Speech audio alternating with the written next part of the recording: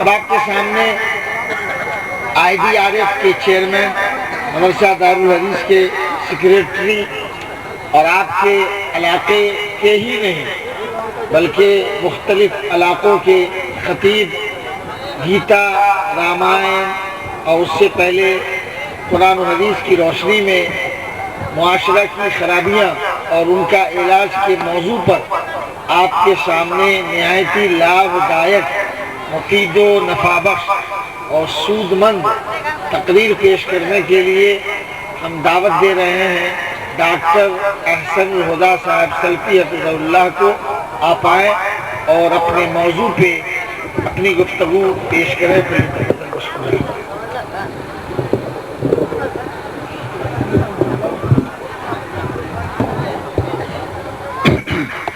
فلا مضل له ومن يضلله فلا هادي له واشهد ان لا اله الا الله واشهد ان محمدا عبده ورسوله اما بعد فان اصدق الحديث كتاب الله وخير الهدي هدي محمد صلى الله عليه وسلم وشر الامور محدثاتها كل محدثة بدعة وكل بدعة ضلالة وكل ضلالة في النار وقد قال الله عز وجل في القرآن المجيد والفرقان الحميد أعوذ بالله من الشيطان الرجيم بسم الله الرحمن الرحيم كنتم خير أمة أخرجت للناس تأمرون بالمعروف وتنهون عن المنكر وقال الله عز وجل في موضع آخر وما أرسلنا من قبلك من رسول إلا نهي إليه أنه لا إله إلا أنا فاعبدون رب اشرح لي صدري ويسر لي أمري واحلل عقدة من لساني يفقهوا قولي سبحانك لا علم لنا إلا ما علمتنا إنك أنت العليم الحكيم ओम भूर्भुवस्वः तत्सवितुर्वरेण्यं भर्गो देवस्य धीमहि धियो यो न प्रचोदयात् ओम यज्ञमं पृच्छामि आवमं सतुद्धूतो विवोचति कवारितं पूर्व्यं गतं कस्तद्विभाति नूतनो वित्तं माम् अस्य रोत्सि यदा यदा हि धर्मस्य गलनिर्भवति भारत अभ्युत्थानं धर्मस्तदा तदानं सृजाम्यहम् परित्राणाय साधूनां विनाशाय च दुष्कृतां धर्म संस्थापनार्थाय संभवामि युगे युगे। हिंदुस्तान के बाद जैसा कि मेरे मौजू का ऐलान हुआ माशरे की खराबियां और उनका हल। मेरे भाई रात काफ़ी हो चुकी है, जलसा अपने अख्ताम की तरफ है, हम सब लोग थक चुके हैं, लेकिन गांव का देहात का एक मिजाज है कि लोग दूर दराज के इलाकों से जलसा सुनने के लिए आते हैं। अगर 12-1 बजे रात में या 2 बजे रात में जलसे को ख़त्म कर दिया जाए तो फिर लोग जाएंगे कहाँ। इसलिए जलसा जो है वो रात भर होना चाहिए ताकि लोग सुनते रहें और फजर का वक्त आ जाए, सुबह हो जाए और सब लोग अपने घर को चले जाए। इसलिए मैं ज़्यादा वक्त आपका नहीं लूँगा, ये मौजू बड़ा लंबा है। माशरे का बिगाड़, माशरे के अंदर खराबियाँ।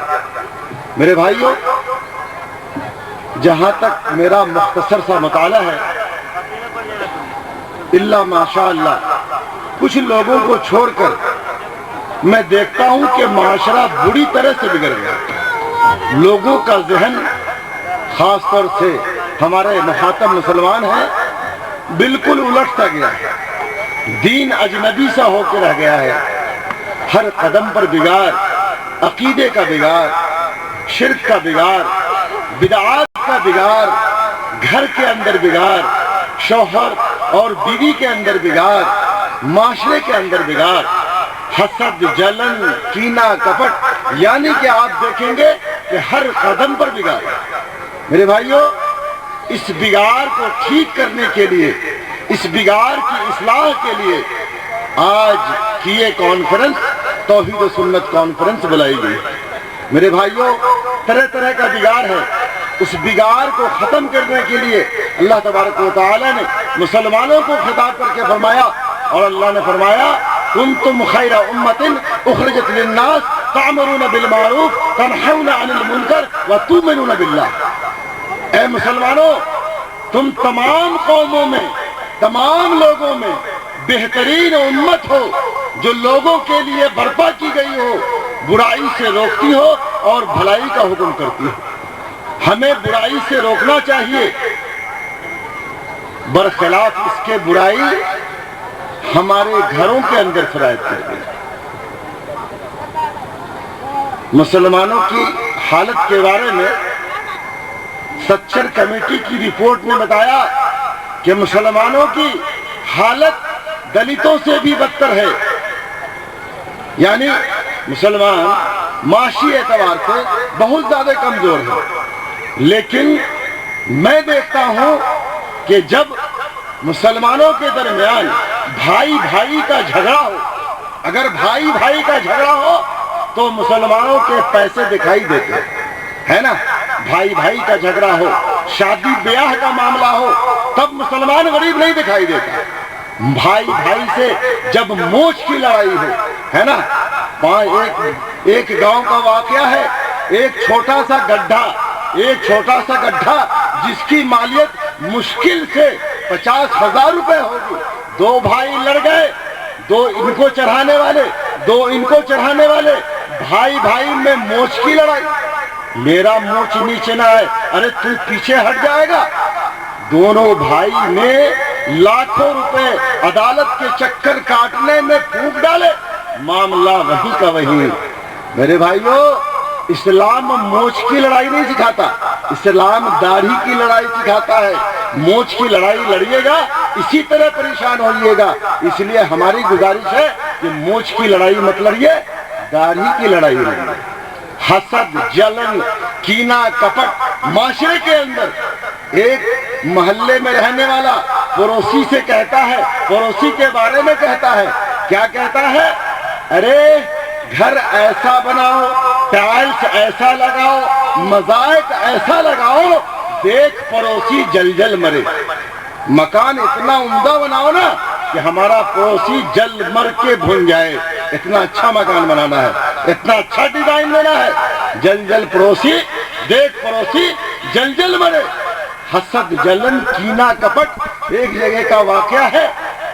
اللہ تعالیٰ نے ایک شخص کو نواز دیا، اب اس کا پڑوسی دن رات جلتا رہتا تھا، کیا کرے کہ اگلا جو ہے برباد ہو جائے۔ ایک روز وہ دعا کو بیٹھ گیا اور کہا کہ اے اللہ، تو نے ہمارے پڑوسی کو بہت سارا مال دے دیا، اے اللہ ہم کو بھی دے اور پڑوسی کا ہم کو دگنا دے۔ دعا کر رہا تھا تو اللہ نے فرمایا کہ اچھا ٹھیک ہے، تو مانگتا ہے میں تجھے دوں گا، تو جو مانگے میں تجھے دوں گا، جتنا مانگ لے میں تجھے دوں گا، لیکن شرط ہے جتنا تجھے دوں گا اس کا ڈبل تیرے پڑوسی کو دوں گا، جتنا تجھے دوں گا اس کا ڈبل تیرے پڑوسی کو دوں گا۔ اب یہ آدمی سوچ میں پڑ گیا کہ کیا مانگے، جتنا ہم مانگیں گے، ہم 2 ٹرک مانگیں گے اللہ اس کو 4 ٹرک دے دے گا، ہم 2 بیگھہ زمین مانگیں گے اللہ اس کو 4 بیگھہ زمین دے دے گا، کیا مانگے سوچتا رہا۔ سوچنے کے بعد کل ہو کر پھر وہ جائے نماز پر گیا، ہاتھ اٹھایا اور اللہ سے دعا مانگتا ہے، اور کیا مانگتا ہے معلوم ہے؟ دعا مانگتا ہے اور کہتا ہے کہ اے اللہ میری ایک آنکھ پھوڑ دے۔ کیا دعا مانگتا ہے؟ کہ اے اللہ میری ایک آنکھ پھوڑ دے۔ ایک آنکھ پھوڑ دے تو کیا ہوگا؟ میری ایک رہے گی، پڑوسی دونوں آنکھ کا اندھا ہو جائے گا۔ یہ حسد، جلن اور کینہ کپٹ کی حالت ہے میرے بھائیوں، جو ہمارے معاشرے کے اندر کیا ہو گیا ہے؟ رائج ہو گیا۔